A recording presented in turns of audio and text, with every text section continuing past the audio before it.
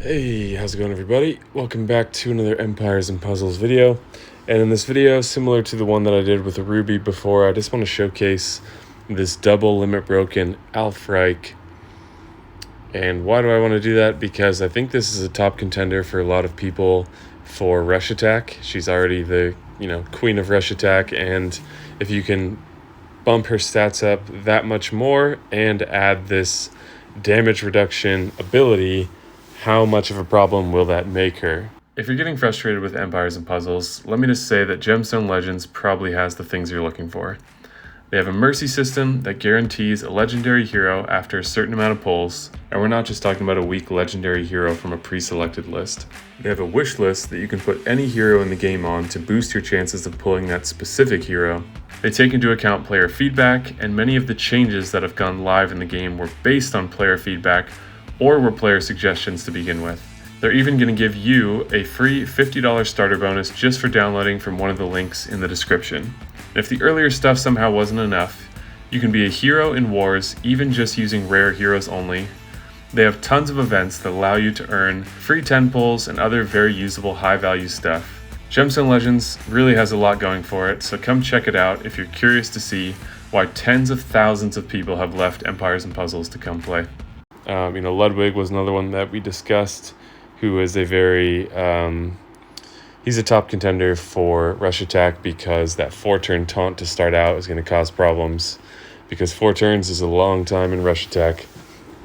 Typically within 3 turns the tank is firing, if not 1 or 2 turns, depending on the board. So the main thing I want to show here is how many tiles does it take to kill her, because that's the main consideration for whether or not the increased stats are significant enough, and this 10% damage reduction is significant enough. So I'm going to bring what I would potentially bring in rush attack, which is a 3 stack of some kind. We're going to use a 3 stack of yellow, and it has pretty good tile damage, and we're going to count how many tiles it takes to take her out. And if we don't get a good yellow board to start and we're not able to do this, then we're going to see just how much damage she's able to do as well.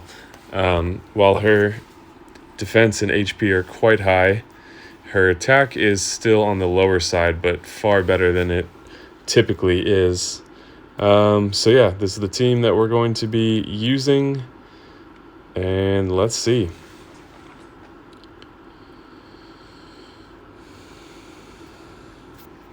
So, all right, we've got her slowed down, so I'm going to make this move again to try to bring some more yellows.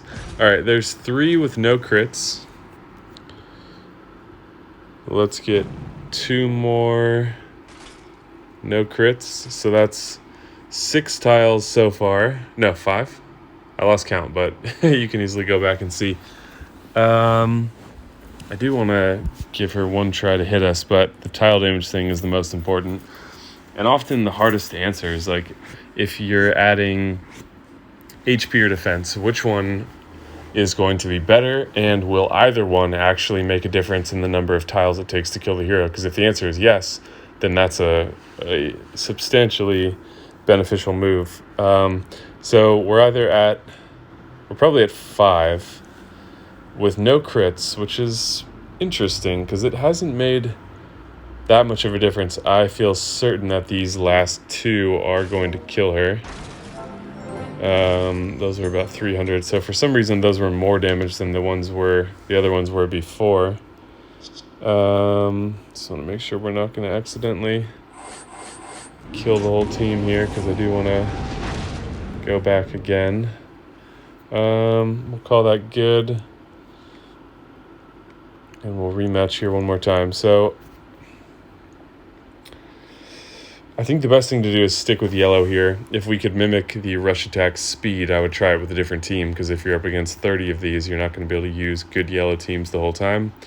But I think in this context, the best thing to do is to use yellow. We'll count tiles one more time, and it should be clear when we're in range of a kill, and then I will give her a chance to fire this time just to see what the damage looks like.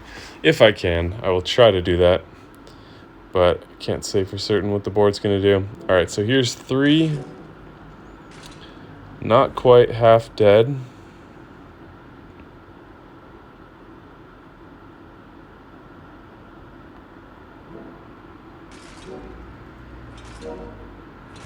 Wow, quite a combo. All right, we slowed her down. So, looks like we got some blues in there too. Still 800 HP.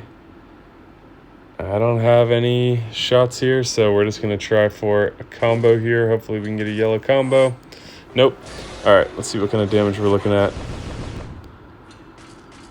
Pretty negligible. I think she normally does the low 200s, so will it make a difference sometimes? Absolutely. Like, those 2 tiles should have killed right there, and they didn't. So that kind of stuff really will cause problems. But how much of a difference does it make, and whether it's worth it to you or not is a question you'll have to answer for yourself. But there is some information at least about what it looks like, what the differences are to some degree, and whether or not that's the way you want to use it. Personally, I feel like I would not ascend a hero just for rush attack. That reflect is so annoying. I would not ascend a hero just for rush attack because you can't really use them that much elsewhere. It's not going to make her better elsewhere. I'm surprised they didn't give any mana gen bonuses. There's a passive mana bonus, but no increased generation. Something like that would make her more practical in a how would I say that? That would make her more practical in a wider part of the game than just rush attack. But if it's just for rush attack, my personal recommendation would be not to go for it. So yeah, there's the difference. My personal recommendation is no, but that being said, I don't really have a strong recommendation at the moment, except that 5 stars are probably not worth it based on the rarity of these things. All except if you're at the highest alliance level and just will buy any deal that comes down the line, because the Ether Portal is coming in soon. It might be out already depending on when I put this video out, which means people are going to have their full 5 limit broken defenses. So kind of disgusting that it's come that quickly. For most people, I wouldn't worry about the 5 stars. I would really pump up your 4 stars or maybe even your 3 stars. Not for tournament kind of success, like for PvP, wars, raiding, that kind of stuff. The tournaments, they cycle the rarity so much that if you pump up a 5 3 stars, they might not be good in all tournaments anyways, and when it's 4 star and 5 star, you're not going to use them. So I don't think that's the best usage either. So yeah, that's what I think. I talked about this a lot in my where to spend your alpha ethers video, so if you haven't seen that, check that out, and let me know your thoughts below, what you think about this. If I'm missing something, I often learn stuff from you guys, so I appreciate everyone who is involved in the comments and people who help other people with questions in the comments. It's great to create a supportive community like that, so thanks to everyone who contributes to that. If you enjoyed the video, please hit the like button and subscribe if you haven't already. If you keep coming back and watching the videos, you might as well subscribe so that you can know about them when they first come out instead of just coming across them at some point after. Thank you guys so much for watching, and I will see you in the next video.